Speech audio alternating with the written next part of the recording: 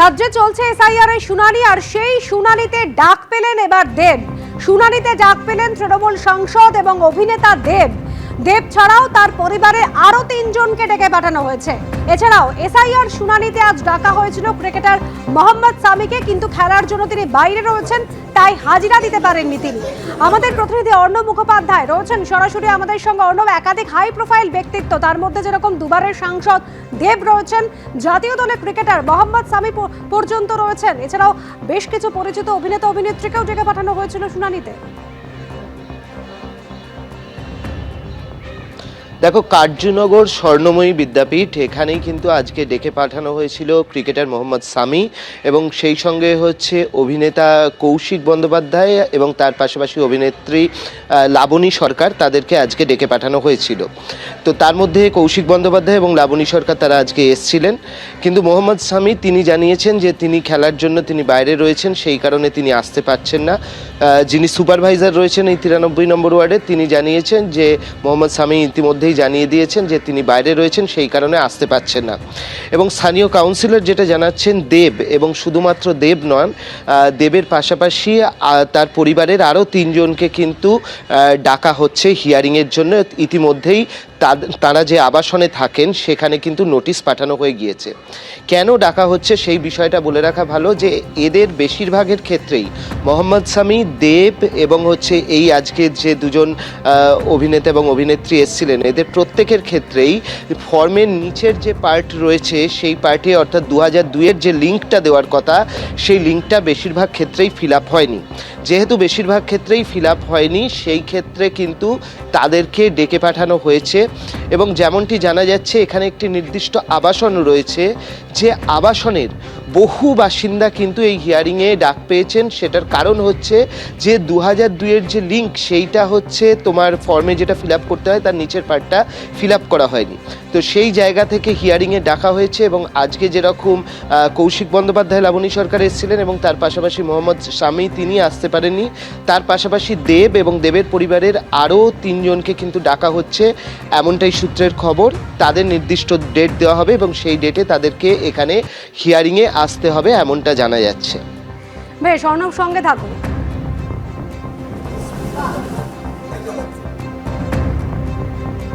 আমাদের অভিনেত্রী লাবণী সরকার আছেন, অভিনেতা কৌশিক ব্যানার্জি আছেন, এছাড়া মোহাম্মদ শামীমেরও নাম আছে এখানে, কিন্তু শামী তো আজকে আসবেন না এরকম বলেছেন।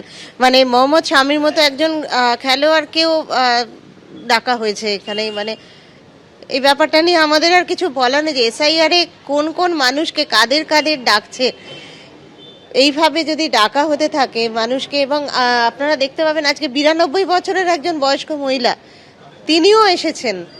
এই যে আমরা মানে কত বয়স্ক মানুষ আমরা প্রত্যেক দিন দেখছি, তারা কিন্তু এখানে চলে আসছে। দেবকেও ডাকা হয়েছে শুনেছি, এরকমভাবে জয় গোস্বামীকে ডাকা হয়েছিল কদিন আগে শুনলাম। মানে এইভাবে তো এক একজনকে মানে যাকে তাকে ডেকে পাঠাচ্ছে, কোনো রকম কেন ডাকছে, কি ডাকছে। এবং সব থেকে বড় কথা হচ্ছে ডাকার পরেও বলা হচ্ছে যে ইনি আপনার বাবা মারা গেছেন, ডেথ সার্টিফিকেটের নাম রয়েছে, বলছে যে ইনি আপনার বাবা, তার প্রমাণ কি? তো কিভাবে প্রমাণ দেবে মানুষ? এবার তো আমরা বলছি যে এখানে ডিএনএ টেস্টের জন্য বসিয়ে রাখতে হবে। মোহাম্মদ সামি, তাকেও ডেকে পাঠানো হয়েছিল আজ, কিন্তু বিজয় হাজারে ট্রফি খেলতে এই মুহূর্তে রাজকোটে রয়েছেন মোহাম্মদ সামি, যে কারণে তিনি হাজিরা দিতে পারেননি।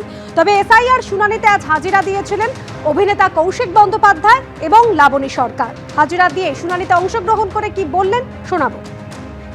আমাদের মানে সবাইকে, আর 4টে মানুষকে, কারণ মানে আমরা সাধারণ মানুষ হিসেবে আমাদেরকে গভর্নমেন্ট ডেকেছে, আমরা এসেছি। এখানে দ্বিতীয় কোনো মানে প্রশ্নই নেই বা কোনো উত্তরও নেই। আমার কাছে কোনো সমস্যাই ছিল না, জাস্ট মানে আমরা আসলাম, আমাদের একটা করে সিগনেচার নিল এবং আমার সই দেখলো, পাসপোর্ট ইয়ে করলো, ভেরিফিকেশন করলো, একবার পাসপোর্ট দেখলো, ব্যাস, দ্যাটস ইট। না, আমরা তো একদমই কাছে থাকি, আর খুঁজে না পাওয়া যাওয়ার কোনো, আমরা সব সময়ই বাইরে চলাফেরা করি। যে কমপ্লেক্সে আমরা থাকি সেখানে নোটিশ এলো, তো নোটিশ আসতে সবাই যেমন ঘাবড়ে যাচ্ছে, মানে আমরা তো যেমন নিউজ পেপারে দেখছি টিকছি, আমার তো কোনো ভয়ের কোনো কারণ নেই, কারণ আমি আম জনতা, সিটিজেন অফ ইন্ডিয়া, আমার পাসপোর্ট হোল্ডার, আমি আমার আধার কার্ড আছে, ভোটার কার্ড আছে, প্যান কার্ড আছে। সুতরাং আমার আমি জানি না মানুষ কেন এত ভয় পাচ্ছে, এটা আমি বুঝতে পারছি না। এটা একটা প্রসিডিওর, এই প্রসিডিওরে খুব নর্মাল কোর্সে আমাকে ডাকা হয়েছে। আমি পালিয়েও যাইনি।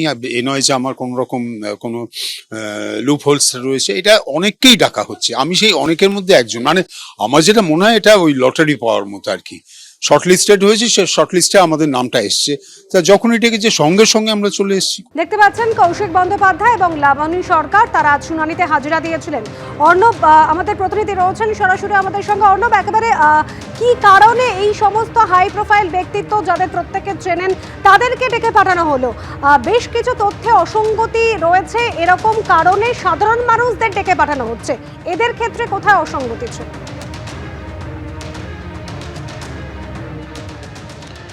দেখো, যেটা এখনো অবধি জানা যাচ্ছে, এরা একটি খুব বড় আবাসনের বাসিন্দা এবং সেই আবাসনের ক্ষেত্রে হচ্ছে যে যেটা সমস্যা হয়েছে, এই আবাসনের বহুজনেরই যে ফর্মটা রয়েছে সেই ফর্মের নিচের পার্ট অর্থাৎ 2002-এর যে লিঙ্ক দিতে হবে সেই লিঙ্কটা কিন্তু সঠিকভাবে মানে ফিল আপ করা হয়নি। এবং যারা সঠিকভাবে ফিল আপ করেননি কিন্তু জমা দিয়ে দিয়েছেন শুধু ওপরের পার্টটা ফিল আপ করে, তাদেরকে হিয়ারিংয়ে ডাকা হচ্ছে। এবং সেই অনুযায়ী হচ্ছে কৌশিক বন্দ্যোপাধ্যায়, লাবণী সরকার তারা ডাক পেয়েছেন। এবং যেমনটা জানা যাচ্ছে মোহাম্মদ শামীকেও ডাকা হয়েছে এবং দেবের পরিবারের আরও 3 জনকে মোটামুটি ডাকা হয়েছে এখনো অবধি যা খবর রয়েছে। দেবের ডেট পরবর্তী সময়ে আছে, আজকে হিয়ারিংয়ের ডেট নেই। কিন্তু আজকে হিয়ারিংয়ের ডেট ছিল মোহাম্মদ শামীর। তিনি যেহেতু খেলতে গিয়েছেন সেই কারণে হচ্ছে তিনি আসতে পারেননি, এটা জানিয়েছেন। কিন্তু পরবর্তী সময় তাকেও আসতে হবে। এই কার্যনগর যে স্বর্ণময়ী বিদ্যাপীঠ, সেখানেই তাদের এই হিয়ারিংটা আজকে হচ্ছে এবং পরবর্তী সময় ওখানেই হিয়ারিংয়ে তাদেরকে আসতে হবে। বেশ, হিয়ারিংয়ে আসতে হবে। এবং তৃণমূল সাংসদ অভিনেতা দেব, তাকে ডেকে পাঠানো হয়েছিল। তার পরিবারের 3 জনকেও ডেকে পাঠানো হয়েছে, যেটা মোহাম্মদ শামী, যদিও তিনি আজ হাজিরা দিতে পারেননি।